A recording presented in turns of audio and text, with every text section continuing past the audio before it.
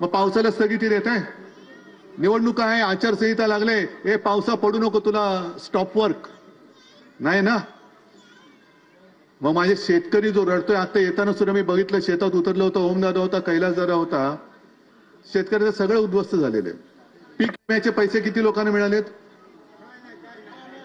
नाही. अरे तुम्ही खोटं बोलताय.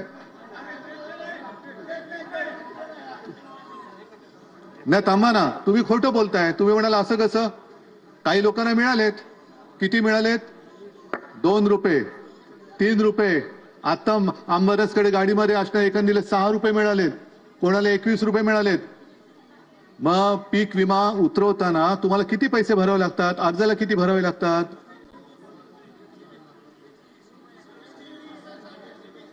शंभरच्या वरती किमान हेक्टरी 1200 रुपये, एकरी 1200 रुपये, बरोबर. मग ते पिकाप्रमाणे असणार. परत सोयाबीन असेल तर अमुक, आणखीन काय, मका असेल तर ज्वारी असेल तर काय असेल ते असेल.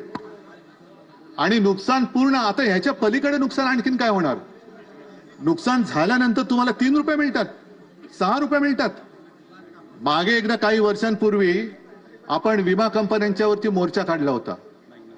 आता मी तुम्हाला सगळ्यांना एक विनंती करतोय की ज्यांना ज्यांना असे तुटपुंजे किंवा ही थट्टा आहे, कोणाला 3 रुपये 6 रुपये, ओमदादा, कैलास, तुम्ही सगळे, प्रवीण, तुम्ही सगळ्यांनी, सांबारस, सगळ्यांनी, सगळ्या कार्यकर्त्यांना सांगतोय की ज्या ज्या शेतकऱ्यांची फसवणूक होईल त्यांच्याकडनं या सगळ्या रिसीट, त्यांच्याकडनं पावत्या घ्या. 6 रुपये मिळाले, 5 रुपये मिळाले, किती मिळायला पाहिजे होते?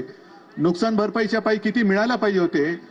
त्याच्यानंतर तुम्ही विमा कोणत्या कंपनीचा घेतला, कोणत्या योजनेची तुम्ही नोंदणी केली, त्याची घ्या. आणि विमा कंपन्यांना आज सांगतोय की येत्या महिना 15 दिवसात ह्यांची पूर्ण नुकसान भरपाई द्या, नाहीतर सगळे शेतकरी तुमच्या ऑफिसमध्ये येऊन धडकल्याशिवाय राहणार नाही.